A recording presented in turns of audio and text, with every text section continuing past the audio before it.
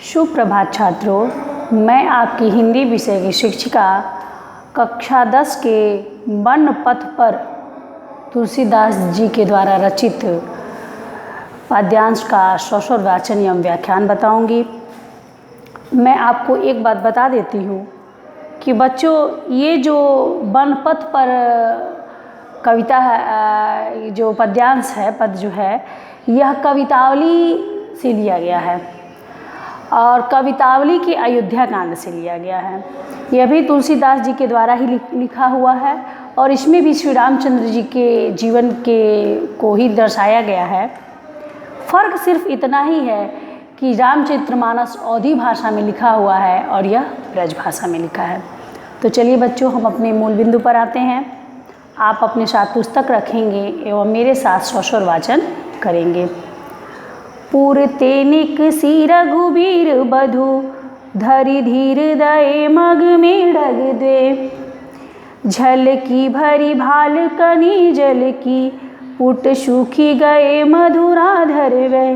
फिर बुझती है चलनो अब कितिक, पढ़ कुटी कही करी हो कित है। तिय की लखी आतुरता, पिय की अखिया अति चारु, चली जल चुए। तो बच्चों, आप ध्यान देंगे कि पुरते निकसी रघुबीर बधु, धरि धीर दये मग में डग दे। जब वन पथ पर श्री रामचंद्र जी लक्ष्मण जी के साथ सीता जी जाती हैं, तो सीता चूँकि महलों में रही हुई रहती हैं, एक राजकुमारी रहती हैं और उन्हें कभी बाहर पैदल चलने का अनुभव नहीं होता है। सारे जो अयोध्यावासी होते हैं वह श्री रामचंद्र जी के साथ चले जाते हैं और कहते हैं कि आप जहाँ रहेंगे वहीं हमारा राज्य रहेगा, आप ही मेरे राजा हैं और हम आपको छोड़ के नहीं जाएंगे। तो जब वो सभी लोग सो जाते हैं, अयोध्या के पास ये श्रृंगवेरपुर एक स्थान होता है जहाँ सभी सो जाते हैं, तो श्री रामचंद्र जी वहाँ से जो सारथी होते हैं उनको कहते हैं कि आप रथ को ले चलिए और आगे हमें ले चलिए। तो ज्यों ही वो रथ से उन लोगों को छोड़ के और अपना चले आते हैं और सीता जी को जब पैदल चलने की बारी आती है, तो श्रृंगवेरपुर से ज्यों ही सीता थोड़ी सी आगे बढ़ती हैं तो वहीं की घटना है बच्चों, आप ध्यान देंगे। पुरते निकसी रघुबीर वधु, धरि धीर दये मग में डग जे। ज्यों ही पुर से यानी कि श्रृंगवेरपुर से ज्यों ही रघुवीर की वधु अर्थात सीता जी निकली, धरि धीर दये मग में डग दे, और धैर्यपूर्वक 2 ही 4 पग चली थी। झलकी भली भाल कनी जल की, पुट सूखी गए मधुराधर वै। तो त्यों ही उनकी झलकी भरी भाल कनी जल की, त्यों ही उनके भाल मिस होता है ललाटा, त्यों ही उनके लालाटे पर पसीने की बूंद दृष्टिगत होने लगी। पटपुट इस गए मधुरा, और जो उनके ओठ थे, जो मधुराधर यानी कि जो उनके सुंदर ओठ थे वह सूख गए। अर्थात ये अभी सीता जी 2 ही 4 पग चली, तब तक उनके माथे पे पसीना आया और उनके ओठ जो थे वो सूख गए। फिर बूझती है चलनो अब केतिक, पढ़ कुटी कही करियो कित है। फिर पूछती हैं कि पढ़ कुटी कहाँ डालना है और कितना दूर और हम लोगों को चलना है। तिय की लखी आतुरता, पिय की अखिया अति चारु, चली चल चुए। तो पिय की आतुरता को देख करके, मतलब कि सीता जी की आतुरता को देख करके श्री रामचंद्र जी अखियाँ अति चारु, चली जल चुए। तो श्री रामचंद्र जी के आँखों में सात्विक प्रेम के आंसू बहने लगे। कहने का तात्पर्य यह है कि एक बार पुनः आप बच्चों इसमें देखेंगे कि ज्यों ही सीता जी श्रृंगवेरपुर से 2-4 कदम ही आगे चलती हैं तो उनके माथे पर पसीने की बूंद आती है और उनके जो मधुराधर के समान जो उनके सुंदर लाल ओठ होते हैं वह सूख जाते हैं। और फिर बूझती है चलना, और फिर तब इस दशा में हो करके वह श्री रामचंद्र जी से पूछती हैं कि अब हम लोग को कितना दूर और चलना है और कहाँ हमारी पर्णकुटी पड़ेगी, हमारी कुटिया कहाँ पड़ेगी।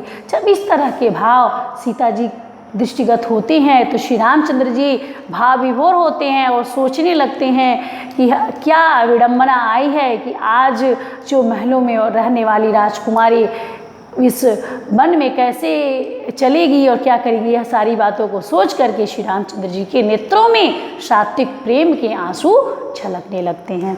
तो बच्चों इसके आगे का पद का भी मैं स्वस्वर वाचन करती हूँ। चलिए मैं इसका पहले आपको ये काव्यगत सौष्ठव बता देती हूँ। काव्यगत सौष्ठव इसका यह है कि इसमें जो अलंकार है अनुप्रास है और स्वभावोक्ति अलंकार भी है।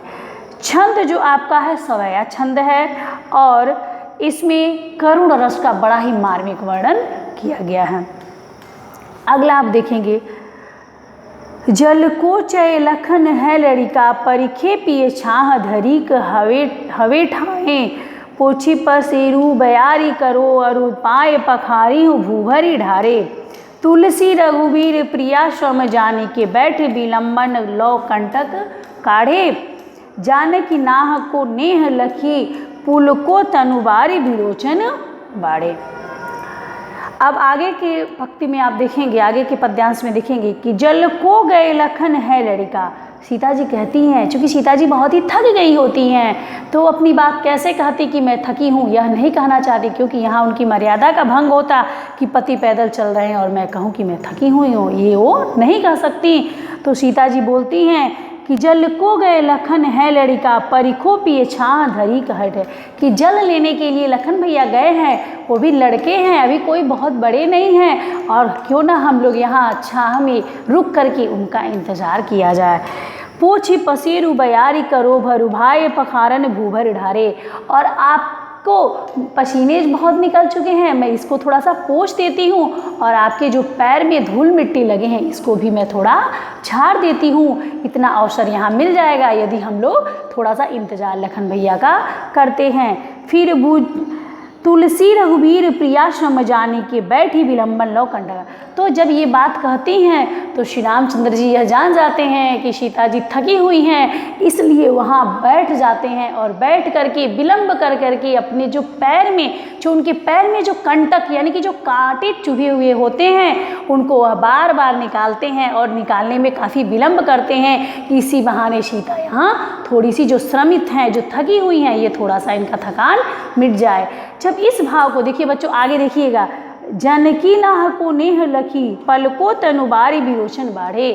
और जब इस भाव को सीता जी देखती हैं कि मेरे प्रभु, मेरे श्री राम जी इस तरीके से मेरे भाव को समझ रहे हैं कि मैं थकी हुई हूँ, और इसी वजह से यह कंटक को बहुत धीरे धीरे निकाल रहे हैं और यहाँ विलंब कर रहे हैं, तो इस भाव को देख करके सीता के मन में भी सात्विक प्रेम के आंसू निकल जाते हैं। जिस प्रकार राम के मन में सात्विक प्रेम के आंसू निकलते हैं, मन से उनके आंखों में सात्विक प्रेम के आंसू निकलने लगते हैं, उसी प्रकार सीता भी जब इस तरह देखती है कि मेरे प्रियतम मुझसे कितना प्रेम करते हैं, तो सीता जी के भी आंखों से सात्विक प्रेम के आंसू दृष्टिगत होने लगते हैं। इस प्रकार बच्चों मैंने इस दो पद्यांश का सस्वर वाचन और व्याख्यान आपको बताया। संदर्भ को मैं बार बार बताना नहीं चाहती हूँ, लेकिन फिर भी मैं आज आपको एक बार पुनः संदर्भ बताती हूँ कि आप लिख सकते हैं कि प्रस्तुत पद्यांश, प्रस्तुत सवैया छंद हमारी पाठ्यपुस्तक हिंदी के काव्य संकलन से वनपथ पर नामक शीर्षक से लिया गया है, जो कि कवितावली के अयोध्याकांड से लिया गया है, और इसके लेखक मूर्धन्य विद्वान हमारे तुलसीदास जी हैं। तो और प्रसंग के रूप में आप यह लिख सकते हैं कि इसमें अलौकिक प्रेम का एवं सात्विक प्रेम का बड़ा ही मार्मिक वर्णन किया गया है। अब आप इसके काव्य सौष्ठव पर ध्यान देंगे बच्चों कि यहाँ करुण रस दृष्टिगत हो रहा है, और जो आपका अलंकार है वह आपका अनुप्रास है, और फिर आपका अनुप्रास है, उपमा है, और जो छंद है सवैया है, और भाषा आपकी ब्रज भाषा है। इस प्रकार बच्चों इस दो पद्यांशों का मैंने सस्वर वाचन एवं व्याख्यान समाप्त किया।